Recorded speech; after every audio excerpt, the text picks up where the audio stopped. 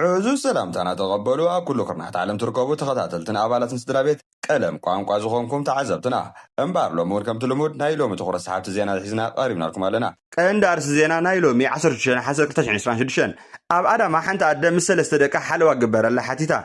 على برهان سودانا يناو عدم تمليسهم هاجرهم كهانسوت أوعي تقريبو أب أمريكا ناي تمرت بقعت سقعتنا وسخب مخادو حدا ممهر بسمعت إدنا بخيه كنا تتمهرو قليسو أب أدم حنت أدم السلسلة دقة حلوة كجبر الله تعوي تقريبا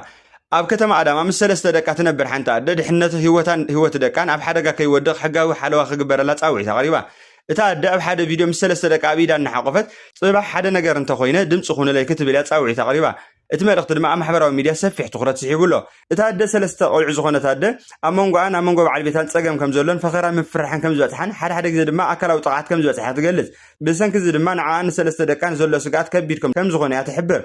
إتأدى بزعاد حنا دكان سقات مستفترة نبندا بوليس بمخاط حقه وحلوة كجبر اللي حتى 5 نبرة الزارب أنت خونا جن كابت تكال زر خواتهم ملاش كم زي عقبتها بفيديو جليس الله إذا كنا نحن تعدى ترى زميلك تقول ده إذا كناس إحنا سلسلة أنا زميلك بمخانة تقول ده نوزع تشغل خوينه له سلسلة ما بقول له كره 5 جبات ساويت النقرة بيركب بيفل لعب كم زبالة كنا تات كلمة زخونة كبير جرأت مصاته أكلت حجن ستان قلت في سجمتي كوسو كم زجبا دمها تحبيرو بزمخنا دمها نا أكلت ستار عدمان أوروميان كومون نتكلم 7 مسألة نتقول ده بتنقع خمر مرون تعدن ده كان عدلي حلوة كره خبوط زو عملتها يقرب له بتوسخي تقول ده محبر ميديا نتزرق حمسمه له حبرتها بزي مرقات كيزور حون تعذبت يتنقو اتقند علامه جن كساب زخونه غدات ወይ ድማ ከቢር ክሰስ ፍጠር ምጽባይ ዘይኮነስ እታ ደን ሰለስተ ደቃን ብሰላም ክነብሩ ዘኽእል ሕጋዊ ሓለዋ ብቆልጥፍ ክረኽቡ ምግባር እዩ ጽባሕ ሓደ ነገር እንተኾይነ ድምጽ ኹኑ ላይ ዝብል ጻውዒት ድማ ቅድሚ ኩሉ ሕጊ ንኹሉ ዜጋ ብማዕረክ ሰርሕን ሓንቲ ኣደን ህፃናትን ኣብ ፍርሓት ከይነብሩ ክሕለውን ዘዘኻኽር ከቢድ መልእኽቲ ኣመሓላሊፉሎ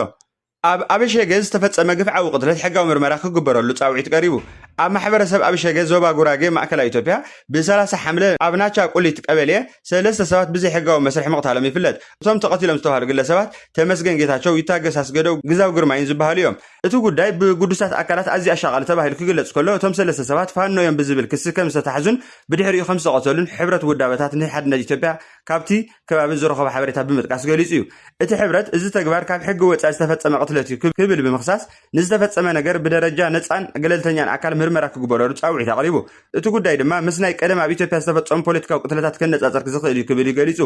ካብዚ ብተወሳኺ ሓውነቶም ሓደ ካብቶም ግዳያት ይታገሱ ኣስገደው ኣቀዲሙ ካብ ሃዋሳ ተወሲዱ ብተዋሳሊ ኣግባብ ከም ዝተቀሰለ እቲ ሕብረት ካብቲ ከባቢ ዝረኸበ ሓበሬታ ብምጥቃስ ገሊጹ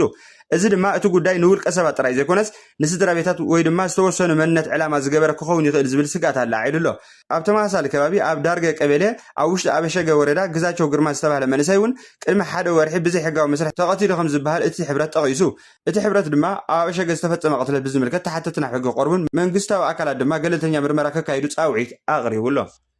ኣሉ ብርሃን ሱዳናውያን ናብ ዓዶም ተመሊሶም ሃገሮም ክሃንፁ ጸዊዑ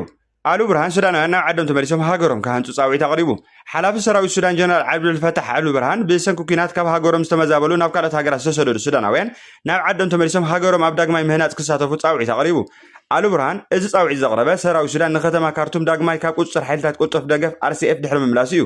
ኣብታ ርእሰ ከተማ ኩነታት ፀጥታ እናተመሓየሸ ከም ዝመፅእ ኣብ ዝግለፀሉ ዘሎ እዋን ድማ እዩ እቲ ወታደራዊ መራሒ ሰራዊት ሱዳን ናይ ኩሎም ሱዳናውያን ሰራዊት እምበር ናይ ሓደ ብሄር ቀቢላ ወይ ድማ ፖለቲካዊ ወገን ከም ዘይኮነ ገሊጹ ሰራዊት ሃገሩን ወታደራዊ ዓቕሚ እናደልደለን ንሃገር ንምክልኻል ዘድሊ ኣፅዋር እናረኸበን ከም ዘለዎ እውን ጠቒሱ እዩ እንተኾነ ግን እቲ ካብ ሚያዝያ 2023 ጀሚሩ ኣብ መንጎ ሰራዊት ሱዳንን RCFን ዝካየድ ዘሎ ደማዊ ኩናት ገና ኣይተወድአን ሰራዊት ሱዳን ካርቱም እኳ ተተቆፃፀረ RCF ኣብ ዳርፉርን ካልኦት ከባቢታትን ገና ዓቢ ወታደራዊ ቁፅር ኣለዎ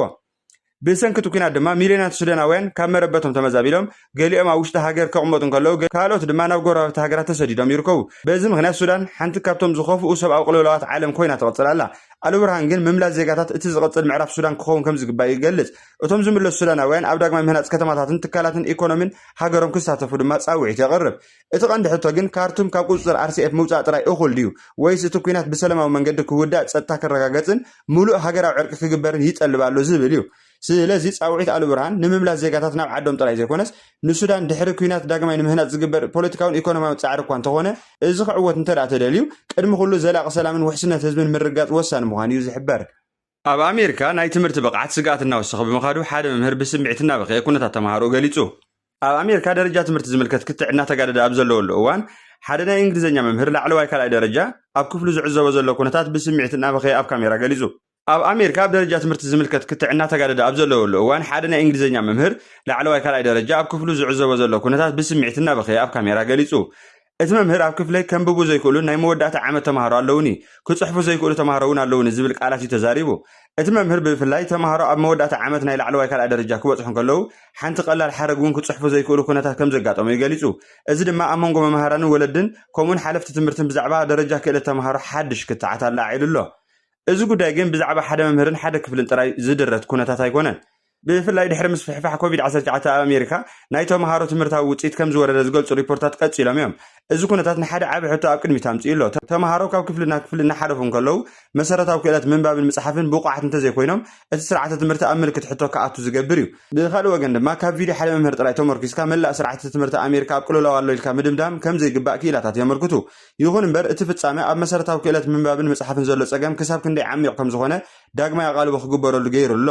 እቲ ቀንዲ ስጋት እምበኣር ተምሃሮ ካብ ቤት ትምህርቲ ምስ ወፁ ንላዕለዋይ ትምህርቲ ስራሕን ማሕበራዊ ህይወትን ዘድሊ መሰረታዊ ክእለት ከይሓዙ ክኾኑ ይኽእሉ እዮም ዝብል ስጋት ፈጢሩ ኣሎ። እቲ መምህር ብንብዓት ዝገለፆ ስምዒት ድማ ካብ ሓደ ክፍሊ ዝወፀ ቪድዮ ኣላዓዒሉ ዘሎ ክትዕ ኣብ መወዳእታ ሓደ መሰረታዊ ሕቶ እዩ ዝሓትት። ንምዃኑ እቲ ተምሃሪ ካብ ቤት ትምህርቲ ምስ ወፀ ከንብብ ክርዳዕ ሓሳቡ ክፅሕፍን ክገልፅን ብቑዕ ድዩ ዝብል ጥርጣረ ዝመልኦ ሕቶ ኣላዓዒሉ ኣሎ። እዚ ሕቶ እዚ ድማ ንኣሜሪካ ጥራይ ዘይኮነስ ንመላእ ስርዓተ ትምህርቲ ዓለም ብፍላይ ከዓ ከም ኣፍሪቃ ዝርከባ ሃገራት ትኩረት ክገብራሉ ዘገድድ ዓቢ ክትዕ ክኸፍት ዝኽእል ሕቶ ምዃኑ እዩ ተሓቢሩ። ንሎሚ ዝበልናዮም ምንጪ ፅፁፅ ሓበሬታና ዝኾኑ ዜናታት እዚኦም እዮም ነይሮም። ኣብ ቀጻሊ ብተመሳሳሊ ሓበሬታ ክሳብ ንራኸብ ሼር፣ ላይክ፣ ሳብስክራይብ ምግባር ኣይትረስዑ። ዘለኩም ርእቶ እውን ኣብ ኮመንት ሴክሽን ኣቕምጡልና። ወደ ሓንኩም